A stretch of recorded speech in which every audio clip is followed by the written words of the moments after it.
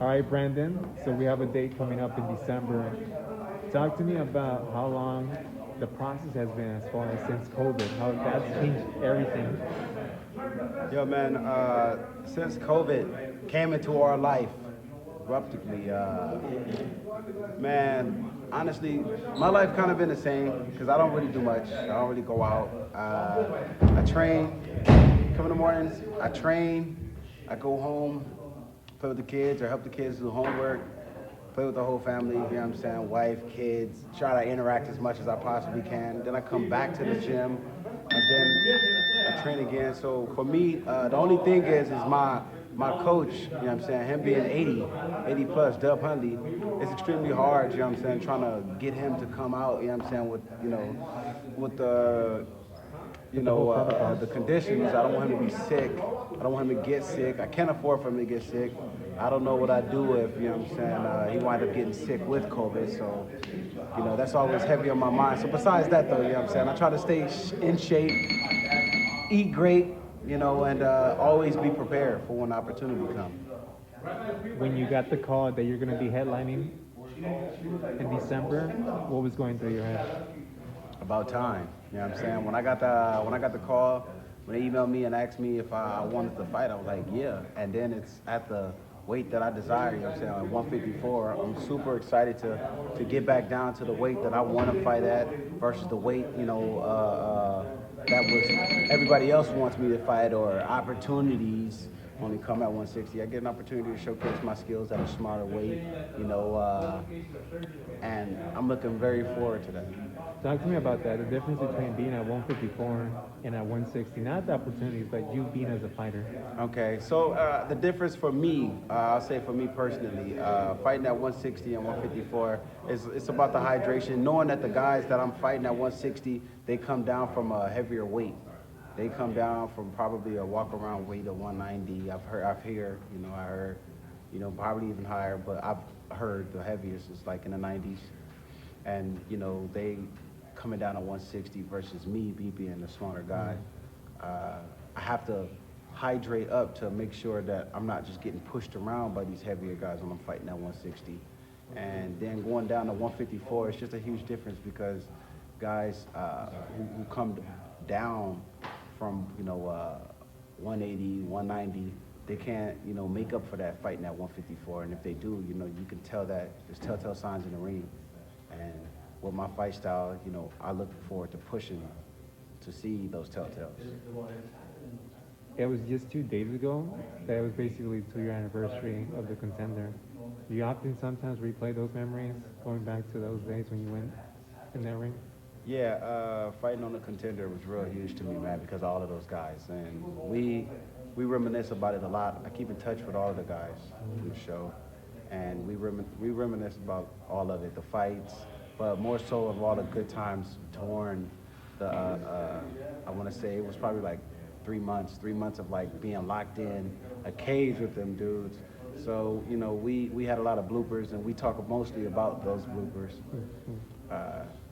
So, that was a piece of my life, you know what I'm saying, that I definitely appreciate. And when we always look back up upon it, we have a lot of fun talking about it. It almost sounded like you were in your own bubble, right, with everybody? Like everybody was quarantined in their Well, own yeah, space. on the contender, we definitely was always quarantined. We went from being in a hotel, not being able to interact with nobody for about like a little over a month, and then we went from being in that hotel to being moved into a house to where we didn't know what time it was. We couldn't read books. We couldn't, there was a lot of stuff that we couldn't do to offset the setting of what's supposed to be happening. So, we weren't supposed to know whether it was night or day. We were supposed to be put in a hostile situation to where, people would want to fight each other. But, because of all the personalities that was in there, we wound up not doing that, and we still killed it. We still made that contender season the best contender season. And now you're being quarantined under your own circumstances, right? The effects as far as like who you could bring in sparring, and as far as who can be in the gym. Right. Just talk to me about that whole process. Yeah, just being limited to being able to do things, man. It's always a hinder.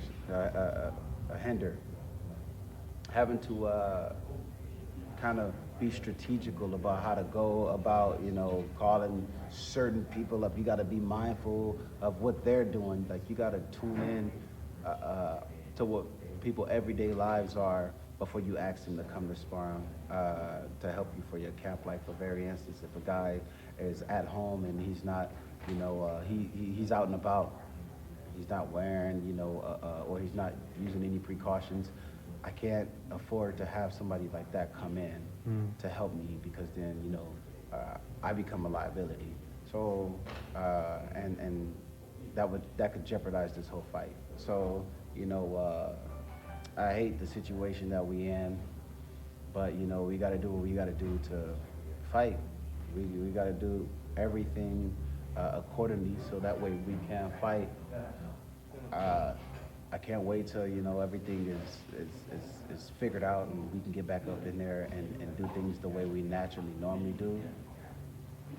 Because then, we can be ourselves, but right now, we kind of have to go by a rule book, per se.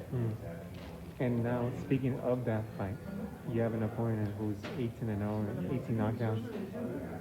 Have you seen footage of him right before? Yes. He's really lengthy with the jab, but I saw his last fight. It came back in September, just recently. Do you take notes of that as far as like, oh, he's fighting just recently, just from September, now he's fighting in December, like, yeah, that's good for him, man. Good for him and his team to stay active. Good for him and his team for building his record. I was just explaining to another guy that right now what's happening is him and his team, they believe that, he's ready to be put against the top fighters. That's what they believe. The difference between what they believe and what I know that I deserve to be in the ring with the top fighters. I proved it when I fought Jamal Charlo. Jamal Charlo, and rightfully who he is, the world champion, and respectfully, he's bigger than me.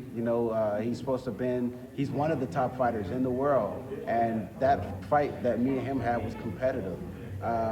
There's just a few things that I could have done that could have changed the outcome of that fight, and I grow every time I get in there.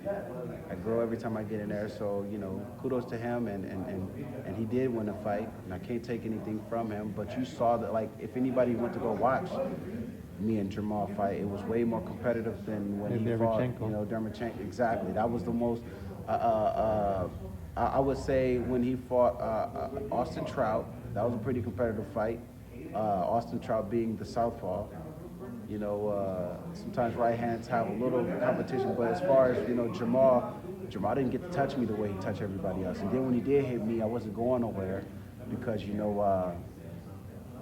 I got tough beginners myself, you know what I'm saying? So I've been battle tested in and out the ring, and I'm just looking forward to getting back up in there and showcasing exactly who I am and how much better I've become, and that I don't just want to be competing with these top guys. I want to prove to the world and to myself ultimately, that I am one of the top dogs and I will be a world champion. The fact that it's on national television and NBC, how do you feel about that, given the fact that you have your own bubble with your people over here, and then it's going to be right over here in Hollywood at Freddie Roach's channel? Yeah, I always like fighting at home, but the fact that it's COVID season, it kind of don't matter. It doesn't matter because everybody's not going to be able to get in it, and so it's restrictions.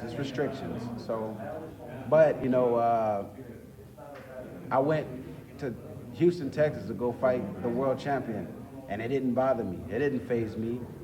So coming home now, I know we're on my turf, but my goal is to win my fights, win the audience hearts, and make everywhere I fight hometown. Because I'll be the world champion and not just a fighter out of California, Los Angeles, Watts. You know what I'm saying? Like, that's where I'm at. Thank you for your time, Brian. I look forward to you watching during the next couple of days in training camp. Thank you for having me, brother. Blessings.